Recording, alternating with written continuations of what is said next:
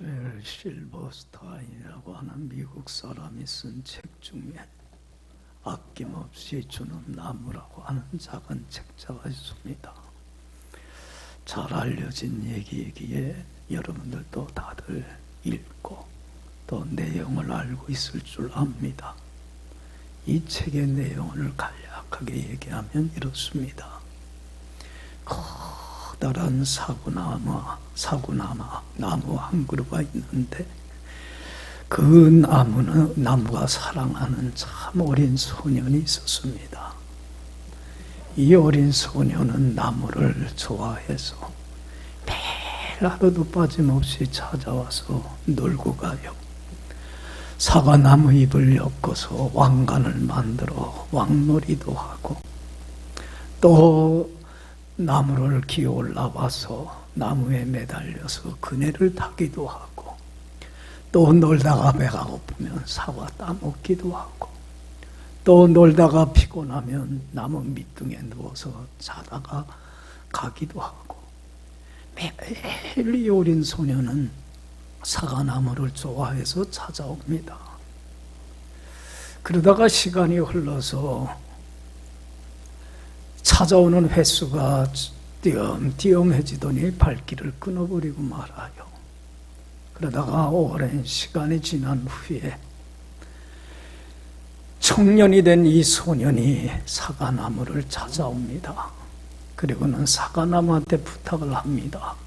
나 지금 돈이 필요한데 돈 좀 줄 수 있니? 그래. 그러니까 사과나무가 그럽니다. 돈은 없지만 내게 있는 사과를 다 따갖고 시장 가서 팔려. 그러면 돈이 생기겠구나. 그러니까 이 어린 소년은 사과나무 위에 올라가서 사과 하나도 남기지 않고 다 따갖고는 갑니다. 그래도 이 사과나무는 참 행복해요. 사랑하는 소년에게 뭔가 원하는 걸 줄 수 있었다는 것에 너무 행복하고 만족해합니다. 그러다가 또 오랫동안 찾지 않던 이 소년이 이제 장년이 되어갖고 또 사과나무를 찾아옵니다. 꼭 자기가 필요한 거 있을 때마다 찾아오는 거예요. 참 못됐지 않아요? 에? 아쉬운 게 없으면 찾지 않다가 꼭 필요한 거 있으면 또 찾아와요. 그러고서는 그래요. 나 지금 가족들하고 함께 살 수 있는 집이 있으면 좋겠는데 집 좀 줄 수 없겠니? 사과나무가 그래요. 그러면 내 가지를 다 잘라갖고 가서 네가 원하는 집을 살 수 있는 집을 만들려. 그러니까 이 소녀는 나무 위로 올라가서 가지를 다 잘라가지고 집을 짓기 위해서 갑니다. 이제 나무한테는 뭐만 남았어요? 사과도 주고 가지도 다 주니까 줄기하고 밑둥만 남은 거라. 그래도 이 사과나무는 행복했어요. 사랑하는 그 소년에게 자기가 뭔가 줄 수 있다는 것에 대하여 참 행복해하고 뿌듯해합니다. 그러다가 또 찾지 않던 이 소년이 오랜 시간이 되어서 이제 중년이 돼요. 또 아쉬우니까 또 찾아와요. 꼭 아쉬울 때만 찾아요. 뭐라 그러냐면 와서 난 먼 곳에 가야 되는데 지금 나에게 당장 배가 필요한데 배를 줄 수 있겠니? 그래. 그러니까 사과나무가 그래요. 이제 뭐만 남았어요? 줄기하고 밑둥만 남았는데 그러면 내 줄기를 배 갖고 가서 배를 만들려. 그러고는 그 소녀는 남은 줄기를 잘라갖고 가버리고 말아요. 이제 뭐만 남았어요? 밑둥만 남았어. 사과나무는 아무것도 없어요. 그런데도 사랑하는 그 소년에게 뭔가 줄 수 있다는 것, 거기에 너무 행복해합니다. 이젠 줄 수 있는 게 없잖아요. 아낌없이 다 줘버리고 마니까. 그리고 시간이 하도 오랜 시간이 지나요.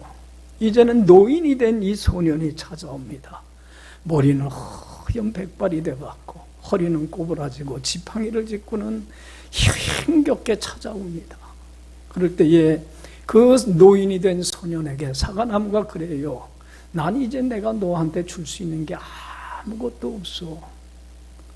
어떡하냐? 그럴 때에 이 노인이 된 소년이 그래요. 난 이제 더 이상 바랄 것도 없어. 아무것도 없어도 돼. 단지 좀 피곤한데 쉬었으면 좋겠어. 그러니까 사과나무가 그래요. 그러면 내 밑둥에 앉아서 편히 쉬렴. 안식처를 줄 수 있었다는 것에 대하여 참 행복해합니다. 그러면서 끝이 참 이 아낌없이 주는 나무는 우리에게 참 사랑이라고 하는 것이 무엇인가를 잘 가르쳐주고 있어요. 여러분들 참 사랑이라고 하는 것이 뭡니까? 사랑이란 어떤 보상이나 대가도 바라지 않고 값없이 거저 공짜로, 그렇잖아요? 우리는 뭔가 주면 그 사람한테 뭘 받기를 원해요? 준 것만큼 어떤 보상 대가를 원하는데 그런 것 없이 아낌없이 거저 공짜로 모든 것을 다 주는 것, 그리고 거기에 흐뭇해하고 기뻐하고 즐거워하는 것이 참 사랑이라고 하는 거예요. 여러분들, 아낌없이 다 기쁨으로 주는 그러한 희생과 수고가 없다고 한다면 그것은 사랑이 아니라는 거예요. 여러분, 우리에게 이러한 참된 사랑을 보여주신 분이 있어요. 누구이십니까? 사랑이신 하나님이십니다. 하나님은 우리 한 사람 한 사람을 얼마나 사랑하시는가를 분명히 우리에게 입증하고 보여주신 날이 어느 날이냐면 바로 성탄절 날입니다. 이제 2주 후면 우리가 성탄절을 맞게 됩니다. 여러분들, 성탄절은 하나님의 사랑을 알지 못하고 깨닫지 못하는 자들에게 내가 너희들을 얼마나 사랑하는가를 우리에게 분명히 보여주고 깨닫고 확인시켜 주신 날입니다. 아직도 여러분들 주님의 사랑을 알지 못한다면 이 성탄절을 통하여서 그 은혜와 사랑을 깨닫고 감사하고 찬양할 수 있는 여러분들의 복된 삶이 되기를 간절히 축원합니다. 우리가 예수 믿기 이전에는 어떤 사람들이었습니까? 우리 모두 다 수많은 허물과 죄로 인하여서 영적으로 죽어 있는 자들이었습니다. 우리 하나님은 거룩하신 하나님이십니다. 의로우신 분이시기에 조그만 죄도 허물도 용납지 아니하시고 죄값을 반드시 치르게 하시는 하나님이십니다. 죄값은 뭡니까? 영적인 죽음입니다. 하나님과의 관계가 뒤틀리고 하나님께 관계가 단절되는 것을 의미합니다. 조금이라도 죄가 있는 사람은 생명의 근원이시고 생명의 물이시며 생명의 떡이신 하나님으로부터 버림받아서 하나님 없이 하나님을 떠나서 하나님이 주신 은혜와 축복과 생명을 상실한 채 어둠 속에서 지옥과 같은 불행한 인생을 이 땅에서 살다가 삶을 마감하는 날 하나님께 영원히 버림받게 되는 지옥 형벌을 받을 수밖에 없는 자들입니다. 우리는 이런 자들입니다. 그런데 이런 우리들을 주님은 사랑해 주셨습니다. 궁일에 풍성하신 주님은 우리를 이러한 우리를 측은히 여기시고 죄에서 영원한 죽음에서 건지셔서 하나님 앞에 흠없고 티없는 의인이요 거룩한 자녀요 천국을 상속받는 천국 백성으로 삼아 주시기 위하여 어떻게 해주셨습니까? 나를 찾아와 주셨다고 하는 사실입니다. 할렐루야. 여러분들, 나 같은 죄인이 의인이 되고 임마누엘 되신 주님과 함께 영원히 함께 살아가는, 그래서 주님과 동행하면서 주님이 주시는 한없는 은혜와 축복과 영광 속에서 빛 가운데 속에서 천국과 같은 행복한 삶을 이 땅에서 살다가 삶을 마감하는 날 어둠이 하나도 없는 슬픔이나 아픔이나 고통이 없는 빛만 차고 넘쳐나는 천국에서 영원히 살아가는 영생의 복을 얻게 된 것은 전적인 주님의 은총입니다. 할렐루야. 그렇지 않아요?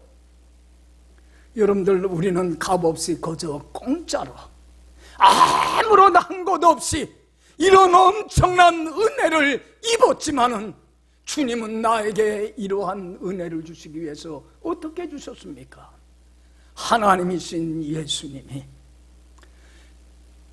바로 나와 똑같은 피조물인 사람이 되어서 나를 찾아와 주셨다고 하는 사실입니다. 여러분, 나를 찾아오신 예수님은 본래 하나님 자신이십니다. 그 하나님이신 예수님이 신으로서 절대자로서 누릴 수 있는 모든 권세와 영광을 기꺼이 다 버리시고 나와 똑같은 사람이 되어 나를 찾아와 주셨다고 하는 건 엄청난 수고요, 엄청난 희생이며 사랑입니다. 여러분들, 흠없고 티없고 깨끗한 아무런 죄도 허물도 없으신 거룩하신 하나님이신 예수님께서 나를 찾아와 주셔서 어떻게 주셨습니까? 나의 죄와 나의 허물을 대신 다 짊어지시고 가장 흉악한 죄인이 되어 내가 받아야 될 형벌, 하나님께 버림받는 그러한 형벌을 대신 받아주셨습니다. 그래서 예수님은 십자가 위에서 이렇게 고통 속에서 부르짖었습니다. 엘리 엘리 라마 사박다니, 나의 하나님 나의 하나님 어찌하여 나를 버리셨습니까? 하나님께 버림받는 그런 큰 고통을 당하셨습니다. 값없이 거저 공짜로 나를 위하여 이러한 아낌없이 다 주는 희생을 통하여 나를 구원해 주셨고 나에게 영생의 보물을 선물로 주셨습니다. 할렐루야. 하나님이 세상을 이처럼 사랑하사 누구를 주셨으니? 독생자를 주셨으니 이는 그를 믿는 자마다 뭐하지 않고 멸망하지 아니하고 영원한 생명을 주려 하심이니라. 여러분, 나를 위하여 대신 죽을 사람이, 사랑해서 죽을 사람이 이 세상에 어디 있습니까? 아무도 없습니다. 그런데 하나님의 사랑받을 자격이 없는 수도 없이 많은 허물과 죄를 짊어지고 있는 나, 아직도 주님의 사랑을 알지 못하고 여전히 불순종하며 주님의 손과 발에 못질하며 하나님의 원수로 행하고 있는 나를 찾아와 주셔서 주님의 보혈의 피로 죄 사하여 주시고 임마누엘 되신 주님과 함께 영원히 살아가는 영생의 보물을 나에게 값없이 거저 공짜로 아무런 바라는 것 없이 나에게 주셨습니다. 할렐루야. 여러분, 이 성탄절을 통하여서 나 같은 죄인 찾아와 주셔서 구원해 주신 그 하나님의 사랑을 깨달을 줄 알아야 합니다.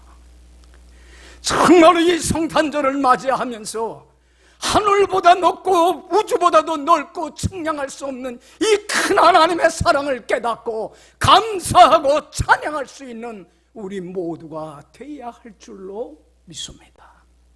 아직도 이 사랑을 못 깨닫는 자가 있다고 한다면 이 성탄절을 통하여서라도 주님의 사랑을 깨달아 알 수 있는 여러분들이 되시기를 간절히 축원합니다. 그러면 성탄절에 우리가 주님의 은혜와 사랑을 우리에게 보여주신 날이라고 한다면 여러분들 성탄절은 못하는 날이 되어야 됩니까? 여러분들 성탄절이라고 하는 것은 영어로 뭐라고 그래요? 크리스마스라고 그래요. 나를 죄에서 구원하신 그리스도이신 메시아이신 주님께 뭐 드리는 날입니까? 마스, 예배, 미사 드리는 날입니다. 여러분, 그 받은 은혜에 감사하면서 이제는 주님이 받으실 참된 예배를 드리는 날이 크리스마스 날입니다. 여러분들, 예배에 있어서 가장 중요한 요소가 여러분들은 뭐라고 생각을 합니까? 이것이 없어서는 예배가 이루어질 수가 없습니다. 예배에 있어서 가장 중요한 것은 받은 은혜 감사하면서 예배 드릴 때에 정성껏 준비한 뭘 드리는 거예요? 예물을 드리는 겁니다. 정성껏 준비한 예물이 없이는 하나님이 받으실 참된 예배가 될 수가 없습니다. 여러분들 한 가지 물어봅시다. 이제 한 2주만 되면 성탄절을 우리가 맞이하게 되는데, 성탄절 날 맞이하면서 받은 은혜에 감사하면서 정말 그 은혜가 헛되지 않도록 주님 앞에 나와 예배 드릴 텐데, 여러분이 이 예배 드릴 때에 주님이 받으실 예물을 정성껏 준비하며 성탄절을 기다리고 맞을 준비를 여러분들은 하고 있습니까?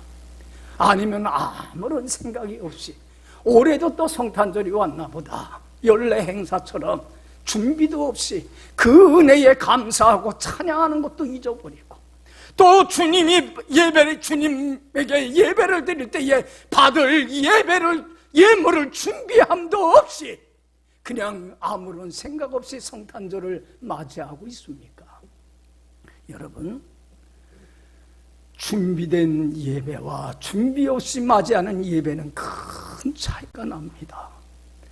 정성껏 주님 앞에 드릴 예물을 준비하여 예배를 드릴 때에 하나님은 그 예배를 받으시고 한없는 은혜와 축복과 영광으로 그의 삶 속에 차고 넘치게 해주십니다. 그러나 준비됨이 없이 그냥 형식적으로 성탄절이니까 그냥 예배 드리는가 보다 아무런 의미 없이 준비 없이 예배를 드린다고 한다면 그 예배는 헛된 예배이고 아무짝에 쓸모가 없는 무가치한 예배가 돼버리고 맙니다.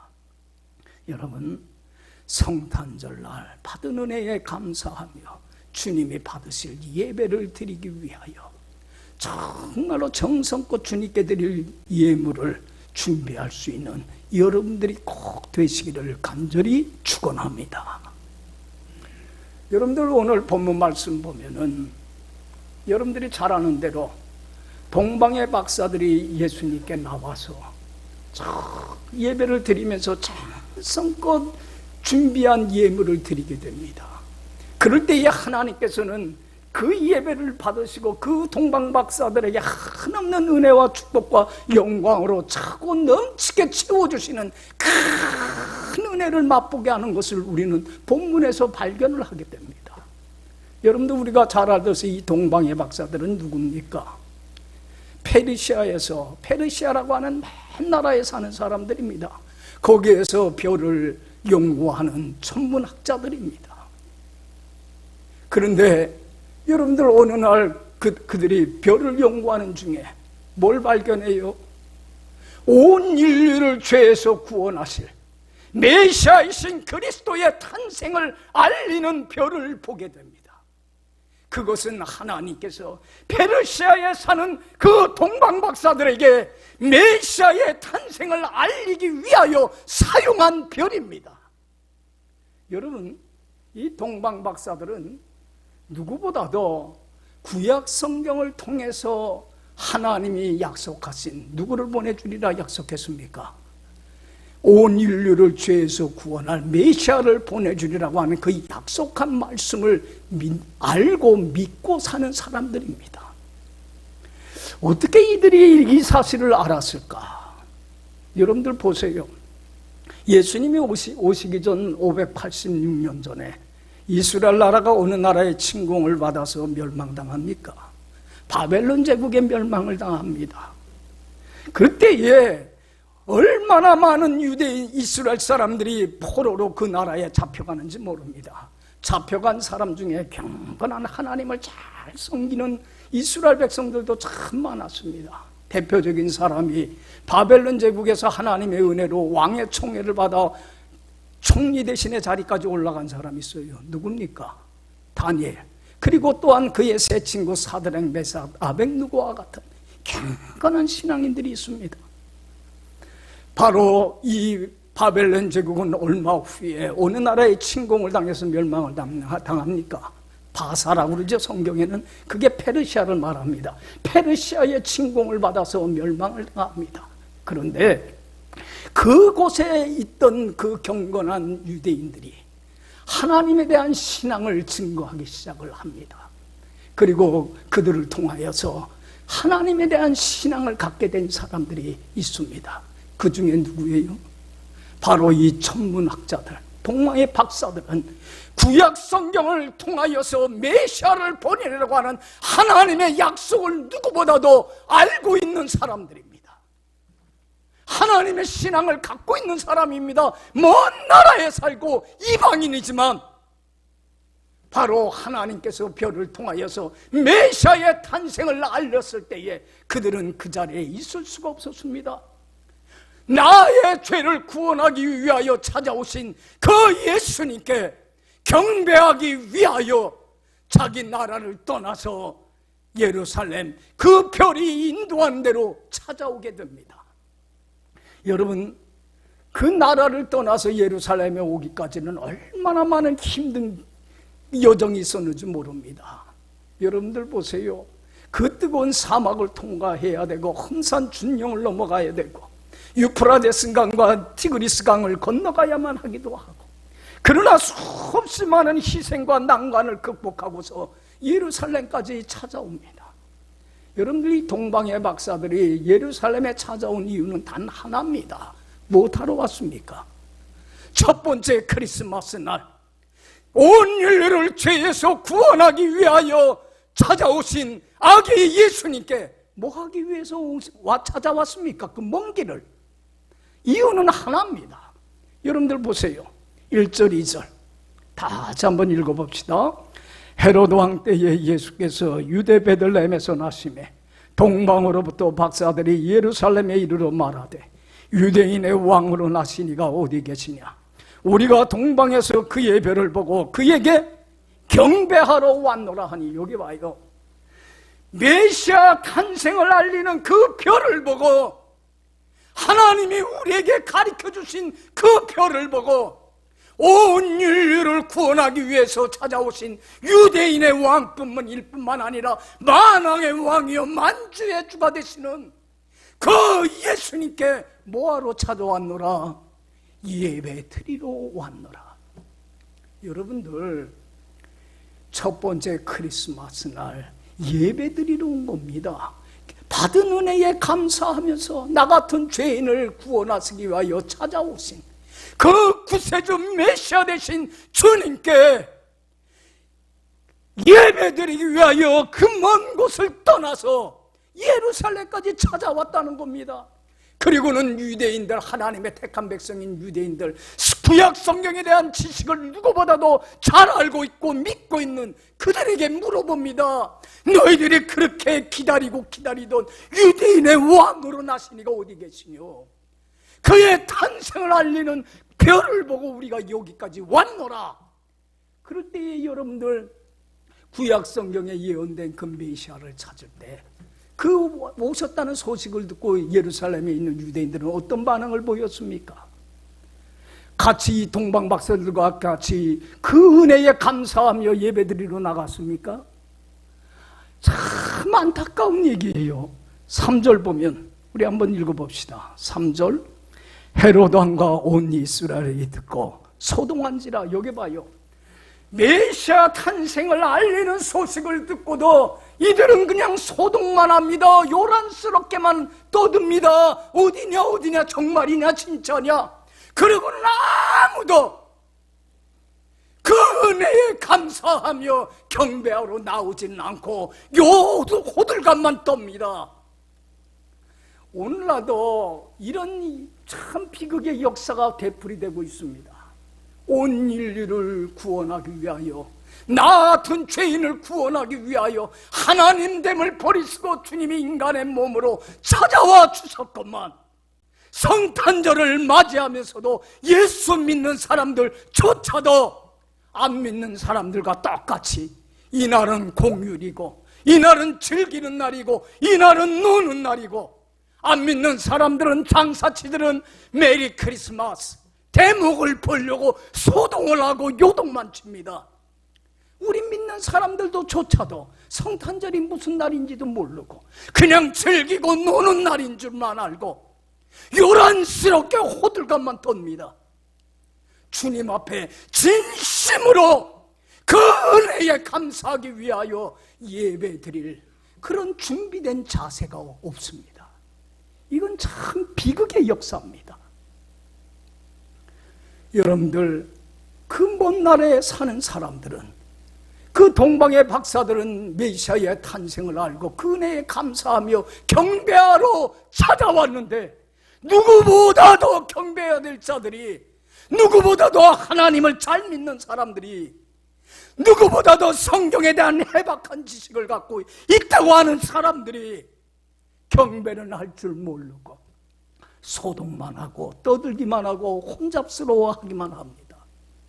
빈 수레가 요란하다고 그냥 요란만 칩니다. 여러분들, 이런 비극을 우리는 행해서는 안 됩니다. 여러분들, 예수님의 탄생을 알리는 별을 보고 그 별의 인도함을 받아 동방의 박사들은 베들레헴으로 나갑니다. 그리고는 아기 예수님께 뭐 합니까? 예수님이 나를 구원할, 온 인류를 죄에서 구원할, 죄에서 영원한 죽음에서 구원해서 영원한 생명에 이르게 할 위대한 구세주임을 알고 뭘 했습니까? 여러분들 보세요. 10절, 11절 우리 한번 다 같이 읽어봅시다. 그들이 별을 보고 매우 크게 기뻐하더라.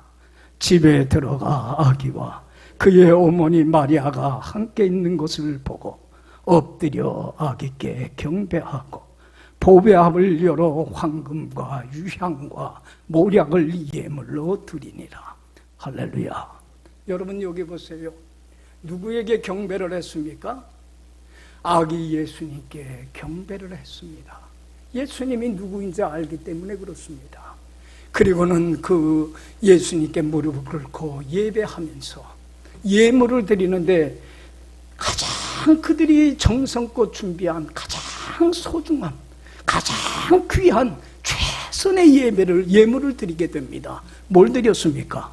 황금과 유향과 모략을 예수님께 드리더라는 겁니다. 정성껏 준비한 예물을 드릴 때에 한없는 은혜와 축복과 영광이 그 동방 박사들에게 임하게 됩니다. 할렐루야. 여러분 보세요. 여러분들은 성탄절을 맞이하여서 받은 은혜에 감사하며 예배드려야 되는데, 어떤 예물을 여러분들은 준비하고 있습니까? 정성껏 여러분들이 준비한 게 뭡니까?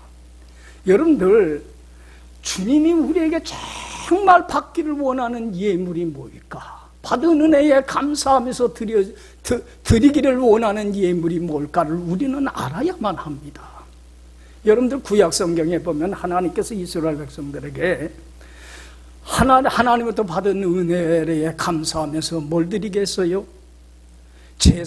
제사라는 말이 있고 예배하고 똑같은 말이에요. 예배를 드리겠습니다. 그러면서 제사를 드릴 때에 꼭 빠지지 않고 뭘 바치겠습니까?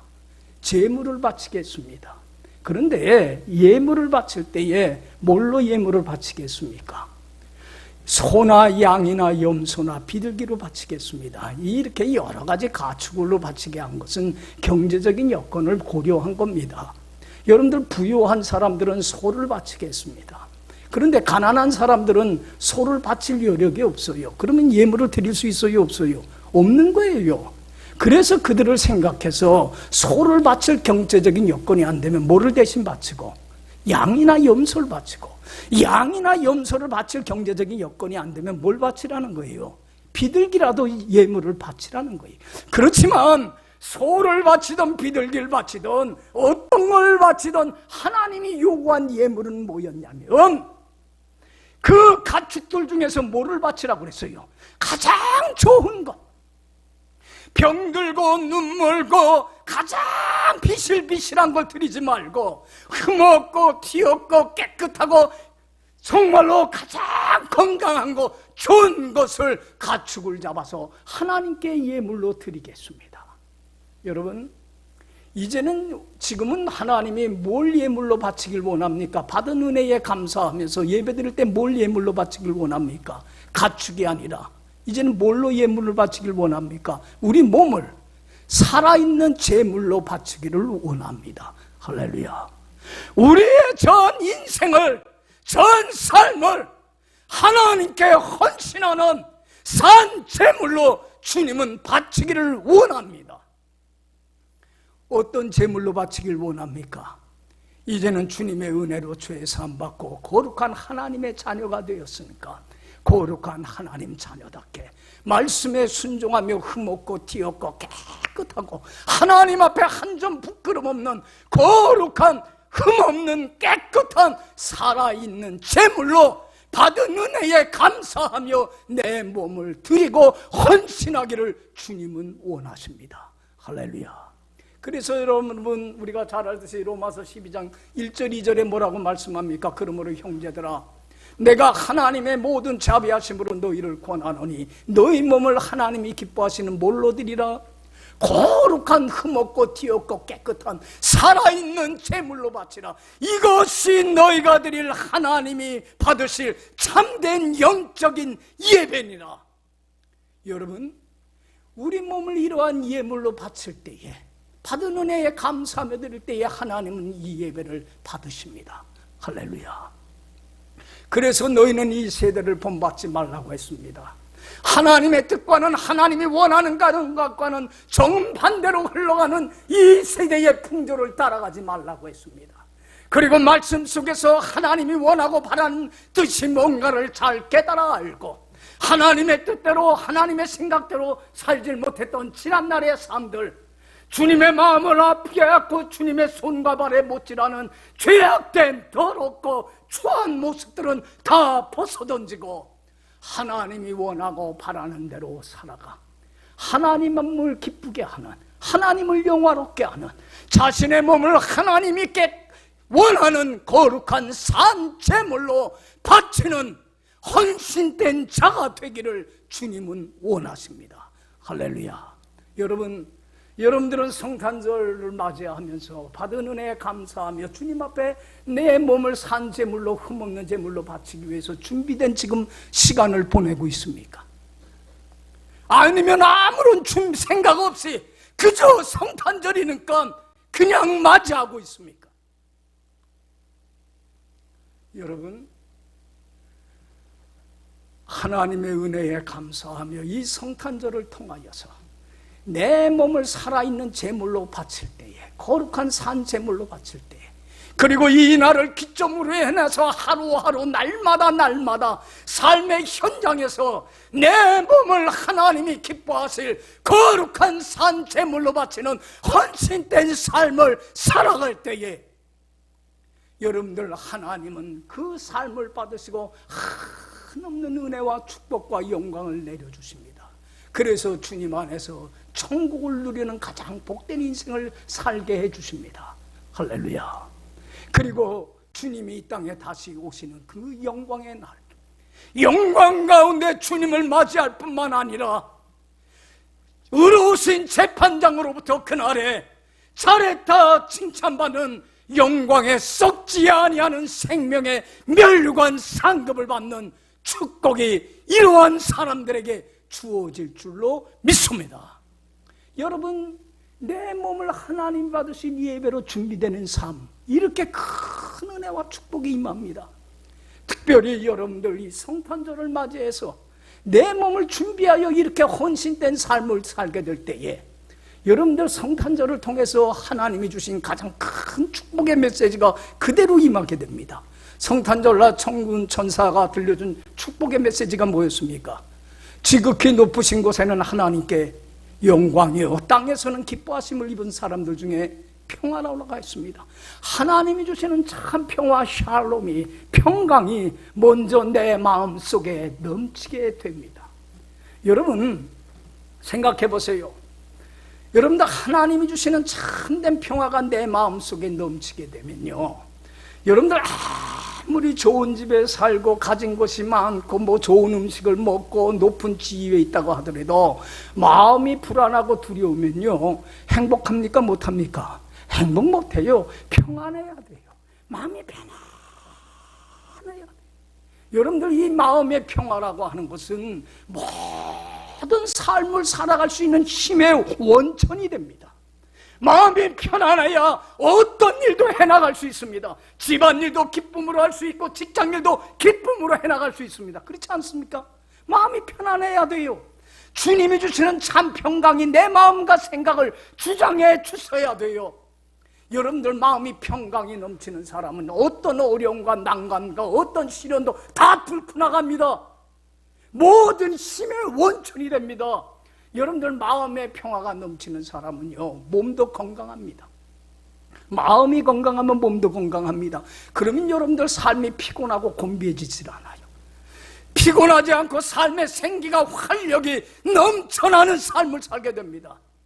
주님이 평강이 내 마음을 주장할 때에 마음의 평강을 빼앗아가는 탐욕과 야심과 미움과 증오와 적개심과 열등감과 불안과 두려움과 근심과 이러한 모든 것으로부터 자유함을 얻게 되고 어떤 형편에서든지 자족하고 감사하고 기쁨의 행복이 넘쳐나는 천국을 누리는 삶을 삽니다.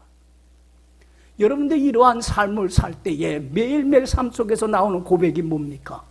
하나님, 나는 지금 죽어도 여한이 없어요. 지금이 제일 행복하고 지금이 제일 좋습니다. 이런 고백을 하며 살게 됩니다. 이게 평강이 주시는 선물입니다. 여러분들 보세요.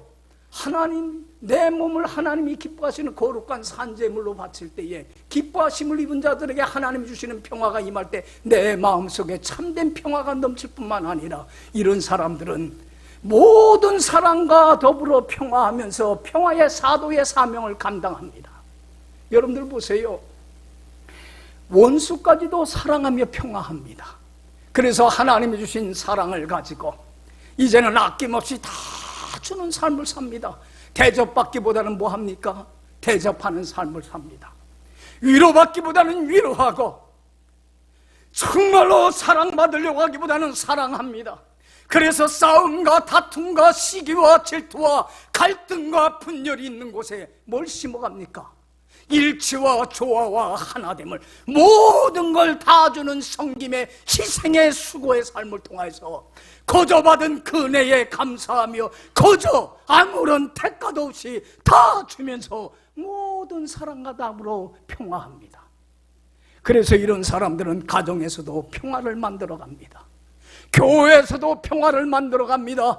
직장에서도 평화를 만들어갑니다. 어느 곳에 가든지 간에 평화를 심어가는 평화의 사도의 사명을 감당합니다. 이런 사람들을 사람들이 바라보면서 뭐라고 얘기를 합니까? 저 사람은 참다운 그리스도인이다. 저 사람이 믿는 하나님이라면 나도 하나님을 믿겠노라고 하나님의 이름에 영광과 존귀와 찬양을 돌리게 됩니다. 여러분들 보세요. 하나님의 이름을 영화롭게 하는 사람, 하나님으로부터 더 큰 영광과 존귀와 축복을 받습니다. 십계명 세 번째 계명이 뭡니까? 여호와의 이름을 우리가 잘못된 삶을 살면 저게 예수 믿는 사람이야. 그럼 누구의 이름이 망령되 일컬음받습니까? 하나님의 이름이 망령되 일컬음받고 욕을 받습니다. 그러나 우리가 평화를 누리며 평화의 사도가 되어서 평화를 심어가는, 여러분 이 세상에 가장 소중한 게 뭡니까? 평화입니다. 그런데 사람들은 평화의 길을 모릅니다. 그래서 아직도 싸움과 다툼과 갈등과 시기와 질투 속에서 불행하게 살아갑니다. 이런 사람들에게 가서 평안을 심어갈 때에 하나님의 아들이다, 저 사람은 그리스도인이다 인정함을 받게 됩니다. 하나님의 이름이 높임받을 때 하나님은 그에게 더 큰 축복을 주십니다. 그래서 예수님은 말씀합니다. 화평케 하는 사람, 평화를 심어가는 사람은 뭐가 있나니? 복이 있나니 저희들이 하나님의 아들이라 인정함을 받으리라. 할렐루야. 여러분, 저는 세례문답할 때마다 꼭 묻습니다. 인생의 첫 번째 목적은 무엇입니까? 우리들의 가장 큰 목적은 하나입니다.